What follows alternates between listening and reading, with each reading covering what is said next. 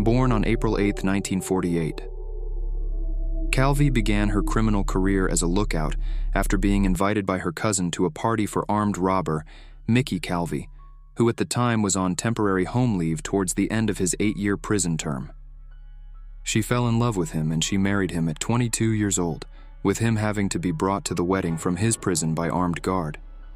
She later became a getaway driver and eventually wielded guns herself during robberies.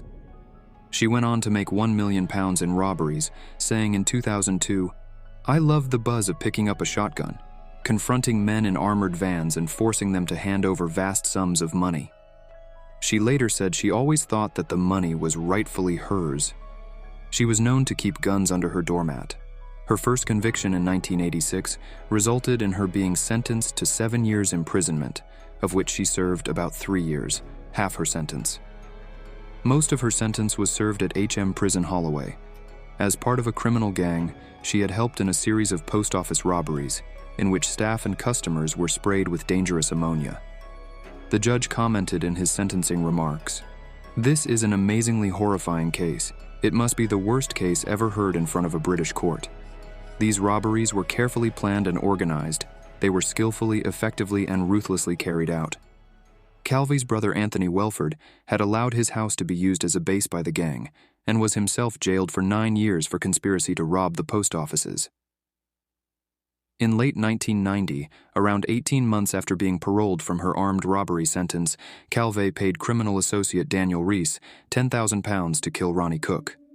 However, he lost his nerve at the last minute and Calvi picked up the gun herself, shooting the victim at point-blank range whilst he knelt in front of her. He suffered horrific injuries to the head on the second shot, and the blast also broke his neck. A neighbor had heard Calvi shout, "Kneel," before a shot rang out. The story that Calvi had killed him was backed by Reese, as well as gangster Frankie Fraser, who said Calvi did it so Cook wouldn't find out she had been spending some of his money. At Calvi's trial, the prosecuting attorney said Cook's motive was to simplify the rather dangerous and complex state of her personal affairs, referring to her romance with both Reese and Thorogood. Cook was due for full release from prison at the time, and so would soon have discovered how Calvi, on whom he had lavished gifts and money, had cheated on him and become the lover of Reese and Thorogood. He also would have found that she had spent the cash he had entrusted to her. Reese testified to police, "I couldn't kill him. I shot to his side. I froze. Linda took the gun from me. She shot him in the head." The claim that he had shot him to his side first was supported by the fact that Cook was found to have a bullet wound to the arm. Calvi's footprints were also found next to the body, indicating she was present in the room at the shooting. On the day of the murder, Calvi had driven to HM Prison Maidstone to pick up Cook, who was on day release at the end of his sentence, and took him to her home, knowing a gunman would be there to murder him. He was shot only about half an hour after he had been collected by Calvi from the prison. At trial, Calvi denied murder, saying the man she had cheated on and who was supposedly abusive to her had meant everything to her, and she couldn't have killed him. However, the jury did not believe Calvi's story and found her guilty of murder. She showed no reaction when the jury announced their guilty verdict. Calvi denies murdering Cook despite being found guilty.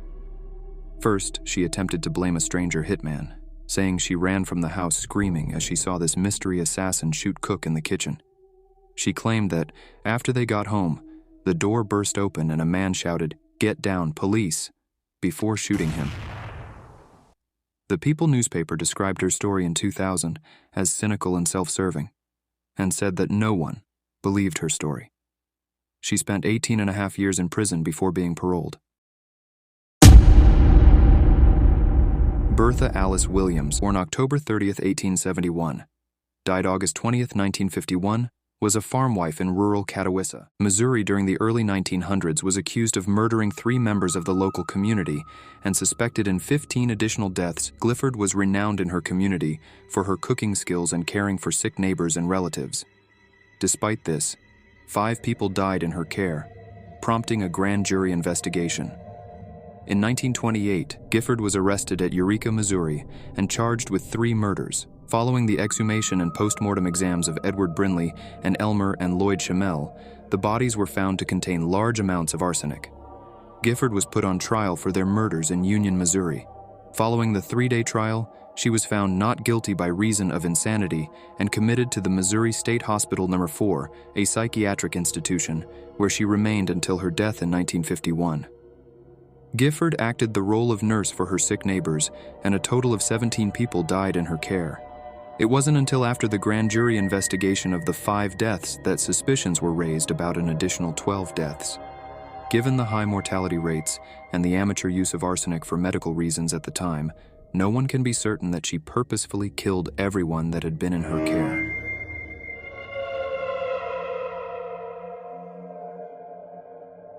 Belle Gunness, born Brynhild Paulsdatter Sturseth, November 11, 1859, possibly April 28, 1908, nicknamed Hell's Belle, was a Norwegian-American serial killer who was active in Illinois and Indiana between 1884 and 1908.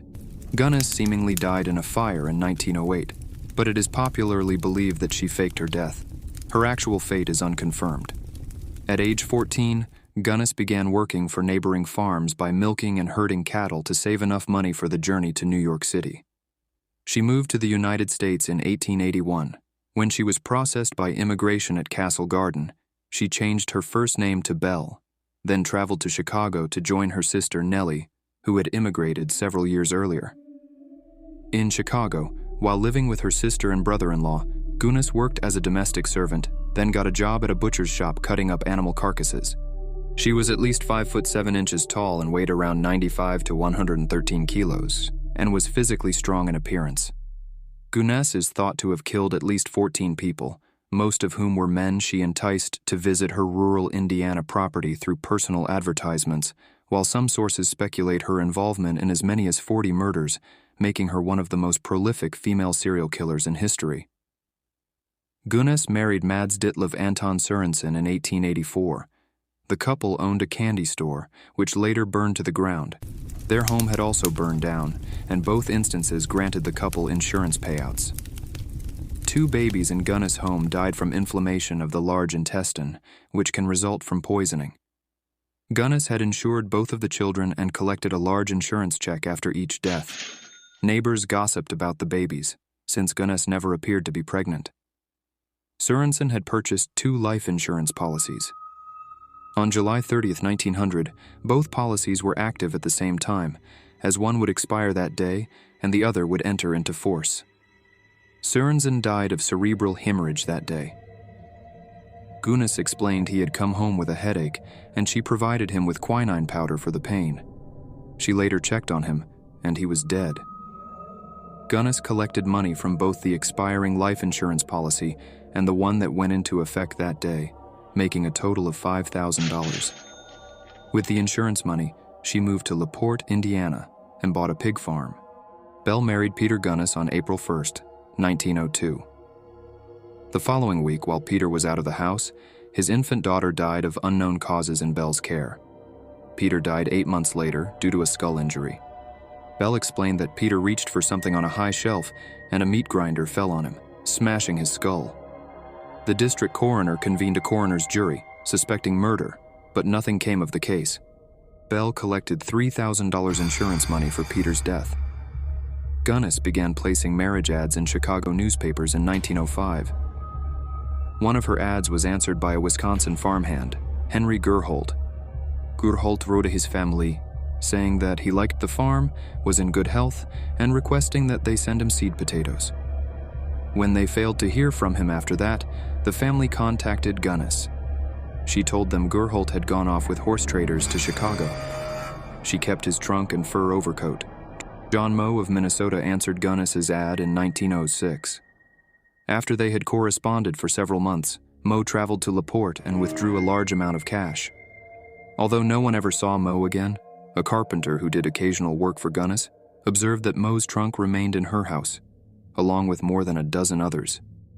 Her criminal activities came to light in April 1908 when the Gunness farmhouse in LaPorte, Indiana, burned to the ground.